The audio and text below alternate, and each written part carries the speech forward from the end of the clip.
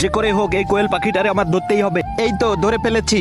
বাবাজি তুমি অনেক জ্বালাইছো, চলো তোমারে নিয়ে এখন বাজারে যাবো। এই কথা বলে সে বাজারে চলে আসে। মৌলভী সাহেব আজকে দেখো কত বড়, আর জন্য আমাকে একটু বেশি টাকা দিতে হবে। দেখো তোমার খাঁচাগুলো চেয়ে এটা আলাদা। আরে হ্যাঁ হ্যাঁ হয়েছে, এই নাও 50 টাকা। ভাই সাহেব এই কোয়েলের দাম কত? ভাই এগুলোর দাম, ওই তুমি তো টাকা পেয়েছো, তুমি এখানে কি করতেছো? তুমি চলে যাও। ভাই শোনো, 400 টাকা জোড়া, মানে 200 টাকা পিস। এবারটা আমার 50 টাকা করে দিয়ে কত টাকা বিক্রি করে আমি দেখবো। ভাইজান আমার এক জোড়া দিয়ে দেন। আরে ভাই দাঁড়ান দাঁড়ান, ওই খাঁচারটা আলাদা রেখেছেন কেন?